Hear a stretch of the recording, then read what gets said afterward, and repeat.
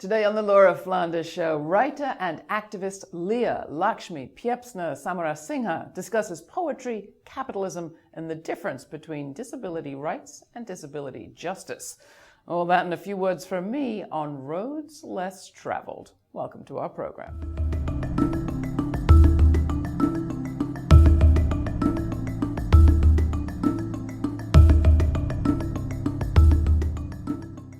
Hi, I'm Laura Flanders. Safety. Every law enforcement officer and every politician will tell you that they're for it. And yet for many, police aren't the answer. They're a problem in the community, and today's policymakers are only making things worse.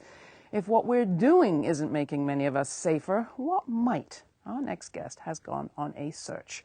Leah Lakshmi Piepzna-Samarasinha describes herself as a queer, disabled writer, performer, poet, healer, and teacher. Inspired by poets June Jordan, Suheir, Hammad, and what she calls the whole women of color pantheon, she's the author of several books of poetry, including Consensual Genocide and the Lambda-award winning Love Cake. She's a new book of poetry, Bodymap, and a memoir, Dirty River, out this year. She also performs with the group Mangoes with Chili. She's an editor, too, of the book The Revolution Starts at Home, Confronting Intimate Violence in Activist Communities, a book that grapples with the difficult ideas of addressing violence without police. We also discovered that we shared a meal together a few years ago in Toronto, many years ago. I'm happy to see you again, Leah. Thanks for coming in. Thank you so much for having me. Let's talk a little bit about this notion of safety, and we'll come back to other things. What does it mean to you? I think that there are a million survivors of violence out there. I think that most people have survived some form of abuse or violence. I think that as feminists, we've been talking about that at least since the 70s and beyond. And I think that in the criminal legal system, which I don't call the criminal justice system because it doesn't bring it, no one ever asks survivors of violence what they need to have safety, justice, and healing in their lives. We're told as survivors of violence that, yay, second wave white liberal feminism worked, so we get to call the cops and send our abusers to prison. I don't know a single survivor who's ever called the police to get justice. And of the ones that I've read about, I don't know a single one who said, yeah, my experience in the criminal legal system was great and I got what I needed. We're basically being used to create more prisons and to build mass incarceration and deportation. Explain what you mean by that. I think that a lot of feminists of color, I understand why a lot of feminists in the 70s and 80s pushed for things like the criminalization of domestic violence and childhood sexual abuse. But what Black and brown feminists know is that bringing more police into our communities never keeps us safe. My good friend Audre Dixon, who worked for many years at Audre Lorde Project, talks about how what we're calling transformative justice is nothing new. She's like, my father is a Black man from Louisiana. Growing up, the police were the Klan, and still are. And he's like, that's not who we called when there was intimate partner abuse in our communities. That hasn't changed. Is that where the artist and poet and imagination comes in? Of what else might we do? What else have other communities done? One thing that I'm really grateful for, so I'm about to be 40, which means I came up as an activist and an organizer in the 90s, and I still, back then I would run into, in whatever movement spaces we were part of, a little bit of the, cultural work's this very feminized, unimportant thing. I still remember trying to organize a Free Mumia rally in 1996, and there was some old white Bolshevik guy who was like, we were young people of color, and we were like, we want to have MCs and hip-hop artists and poets, and he was like, that's not how you do a proper rally, you sell the paper, and we were like, you're racist and irrelevant.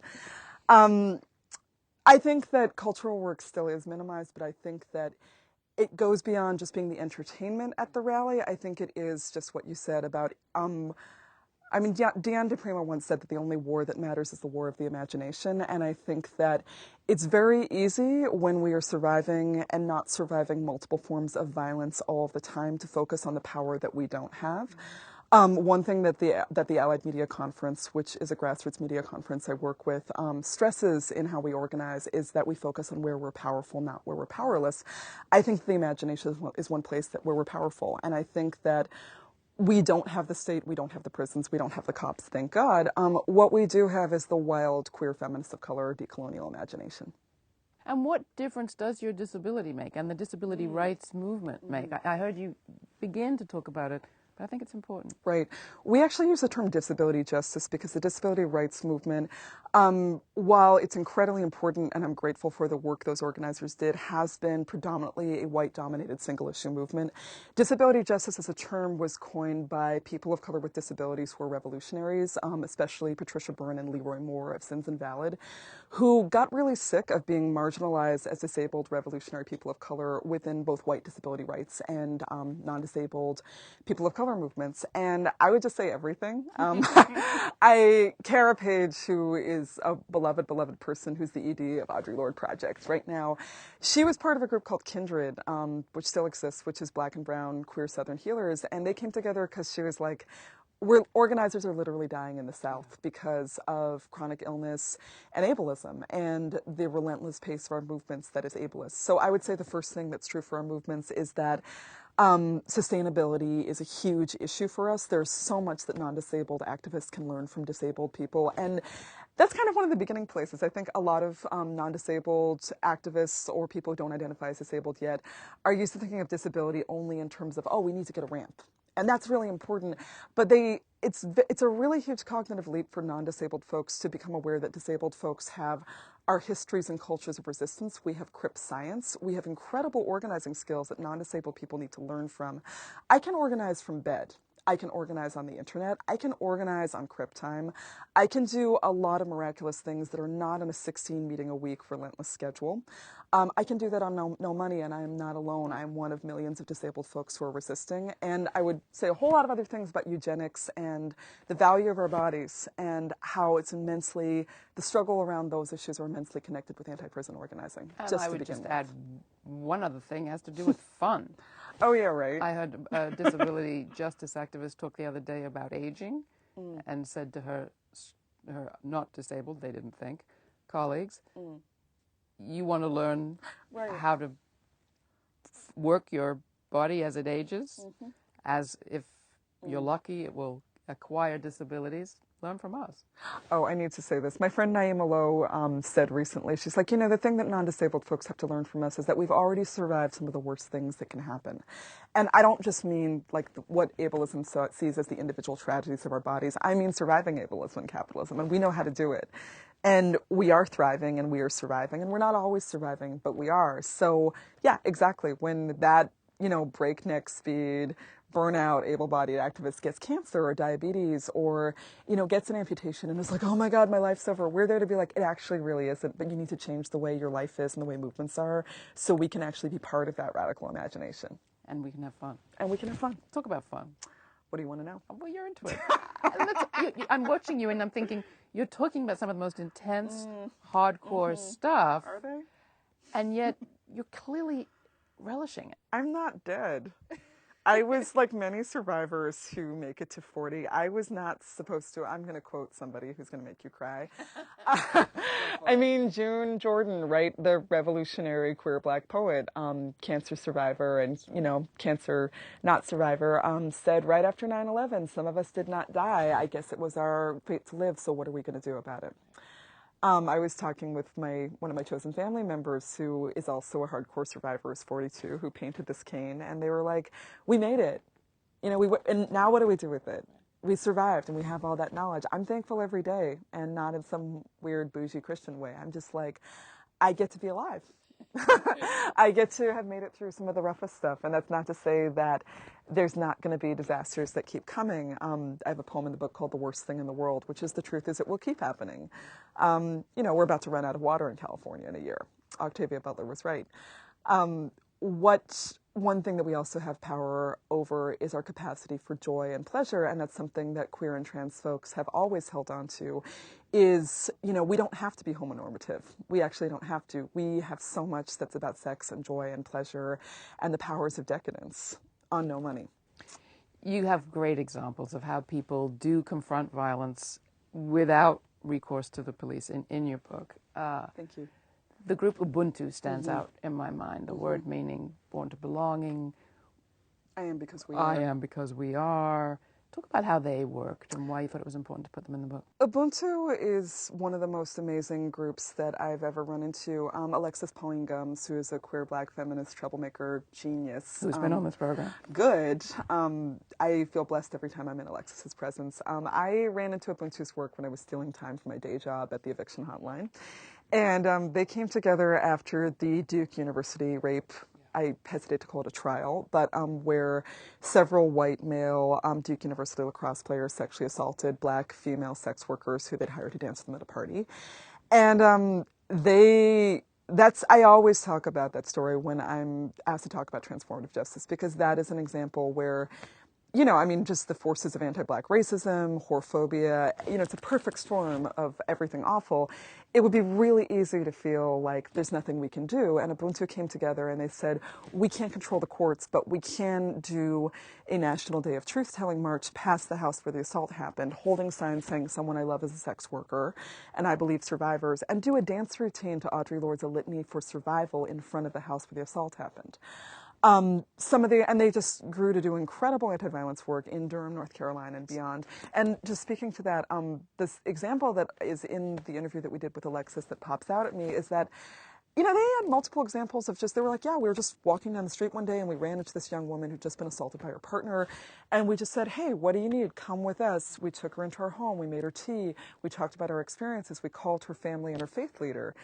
And when I asked Alexis, so that's something a lot of feminists wish they could do, but when something like that happens, we freeze. So what made that possible? And cycling back to what you said about relationships, she was like, 90% of our work doesn't look like traditional activist work. It's doing childcare, it's hanging out, it's building with each other.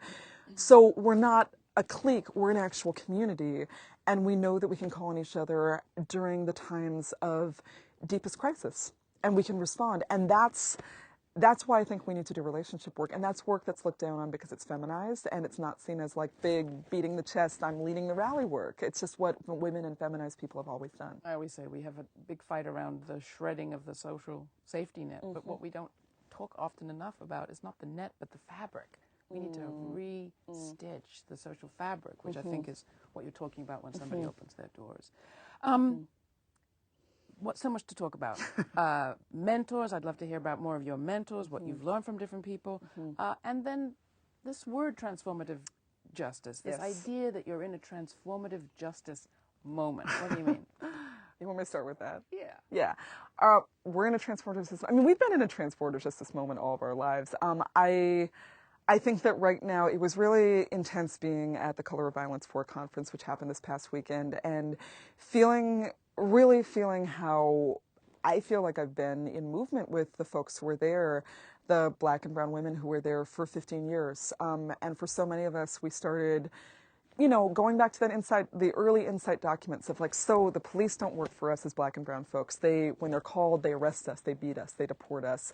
It's never safe to be a black sex worker who calls the cops when your partner is beating you up. It's never safe. It's never going to add to that. What do we do instead? And to go on these, what Elisa Biera calls marvelous journeys and stories that are still being written. I think that we're in an incredible moment right now with Black Lives Matter as a black feminist-led movement and creative movement. It is incredible for me to look at Rolling Stone magazine, to look at that article that says the policing's a dirty job and it turns out no one has to do it. Here's 10 alternatives. To feel that all over North America, people are saying, actually, calling the cops always ends up with someone getting killed. So what do we actually do instead? Because our lives are on the line all the time. I've felt complicated about transformative justice, and I'm someone who's helped organize it. Revolution Starts at Home came out in 2011, and I was very optimistic, and I thought, oh, and you know, we just had the U.S. Social Forum, and in 3 years we'll just abolish the police, it'll be great. And it turns out that this project of replacing the state with community-based alternatives is thrilling, maddening, exhausting. You don't know what's going to happen around the corner. It's very hard to work.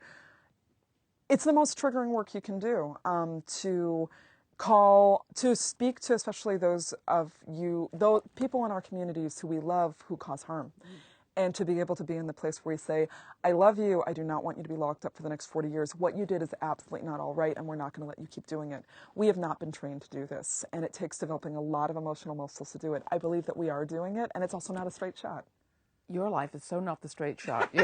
You are performing, you are organizing, you have 2 books coming out this year, you've written a memoir already, A, how do you find the time? And B, is it a little early for a memoir? No.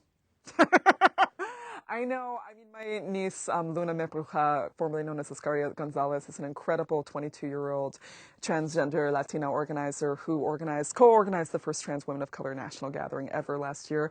Her memoir, Trauma Queen, came out 2 years ago. She's 23. I think she did.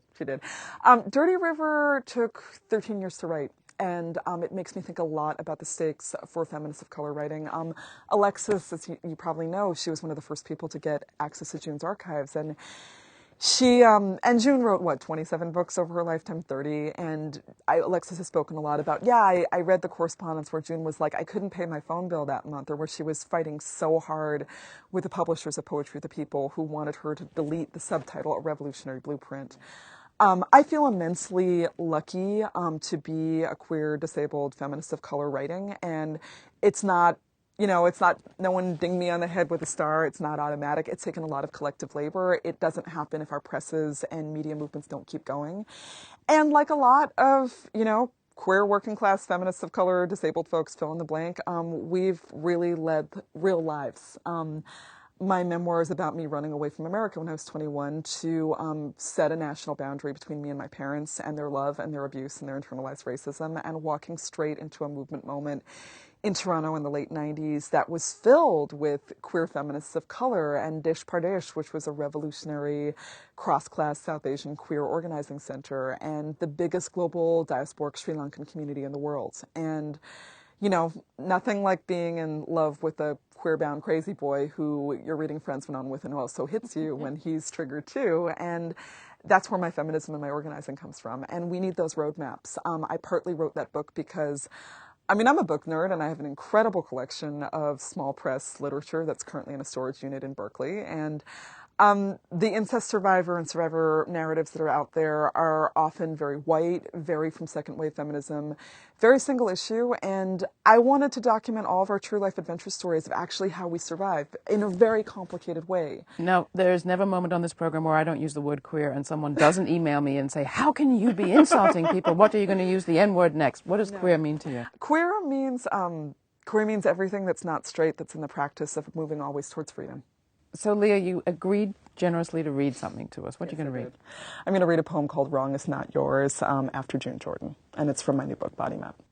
One day, you are a 22-year-old with dreadlocked, half-desi hair. You decided to lock when you did double-dip mescaline on New Year's Eve after staring at pictures of sadhus from South India.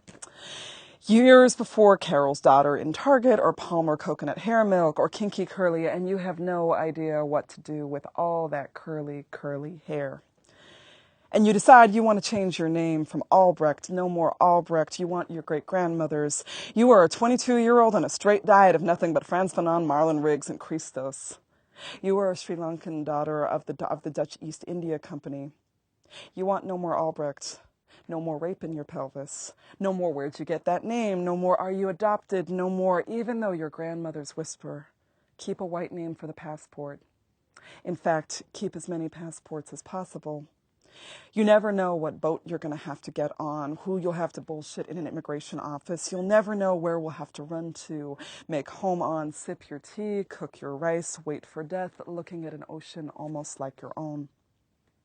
But you want your great-grandmother's name who meets hot pepper, who walked out of Galicia with 13 children. Your other great-grandmother, whose name is a footnote in a Lankan history book's cross-reference index you find researching your senior thesis on mixed-race women in Sri Lanka, teachers, union organizers, and sluts, every one of us. And you get something infinitely Googleable and infinitely unpronounceable, except for Ukrainians and Lankans and Dravidians. And even when Denis Kucinich runs for president and puts an MP3 file on his website saying how to say his name, and you think it might be a good idea too. Your name is not wrong. Wrong is not your name. It is your own, your own, your own, your own, your own. Listening to you read, Leah, I hear references to home. Mm-hmm. You have the word tattooed on your chest. I do. June Jordan also wrote a collection, Moving Towards Home. What does home mean to you? Oh, you sucker punched me. I think that for those of us who are diasporic, home is always a question. I think that part of the reason why I got home tattooed there is that this body is the only thing that I'll ever own, and it's on loan. And I think that for those of us who have been forced from our homelands through, you know, the top 5 of colonialism, rape, genocide, war, imperialism, etc., we carry home in our bodies memories in our cells and our bones, and we make home wherever we are, whether it's a prison cell, whether it's Brooklyn, whether it's wherever we go when we're gentrified out of Brooklyn. And we make it in the imagination. And we also get to envision where home is going to be that hasn't happened yet. It doesn't just have to be loss. It doesn't have to be the thing that we're imagining that we want to get back to. When Palestine is free, it's going to be a different place than it was in 48. Yeah. And we make it with each other. Right. Exactly. You can find out more about our guest, Leah and June Jordan, the Poetry for the People founder and professor at UC Berkeley, at our website. This is Airport Ode number 1 from Bodymap. The truth is, I ask for the opt-out. I ask for it every single time. I would rather be patted down by a 60-ish white working-class woman who looks just like my mom, who I will studiously ma'am and ask about her day, than to sit sweating, waiting for it to happen, than to have that beam of atoms shot through my body and still get barked aside, patted down, tarot card cock and coconut oil wanded. Once on my way to a red eye from a performance in a cocktail dress, you were young and brown and queer, and you said, damn, it'll be easy to search you. You're hardly wearing anything at all. You complimented my mukuti, and because I'm a frequent queer art brown lady flyer, you remembered me from a week or 2 ago. This is where we are in 2012. I chat friendly and deliberate with the sister who searches me, legs spread out in front of the other, the back of the hand on sensitive areas, your zipper line, your bra.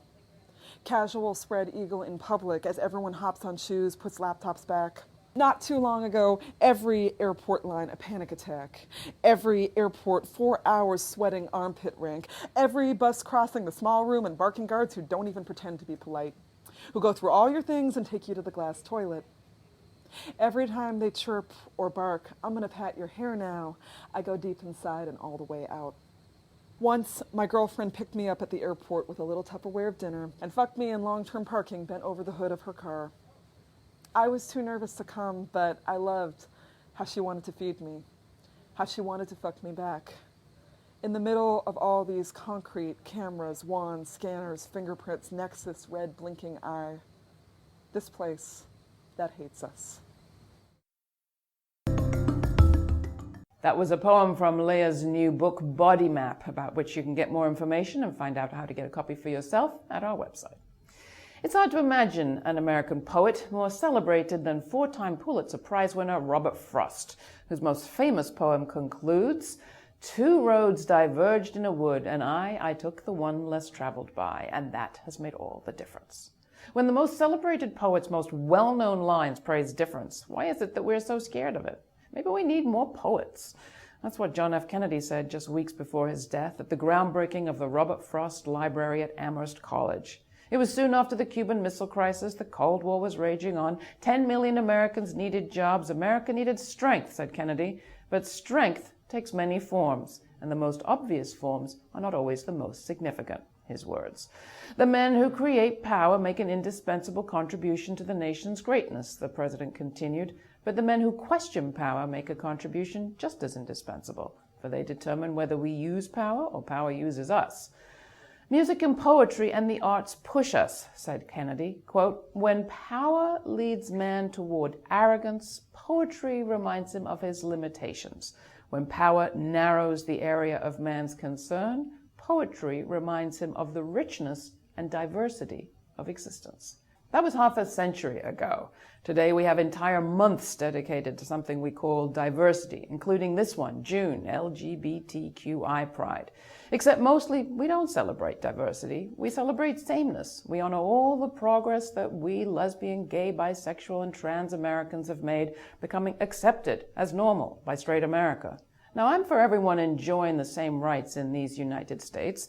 I support that ongoing project for everybody. But I would like to celebrate something else this June.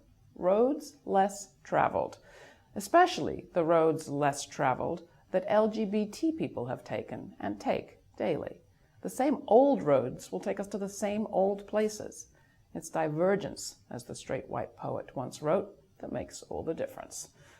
Tell me what you think. Laura@grittv.org. And thanks for listening.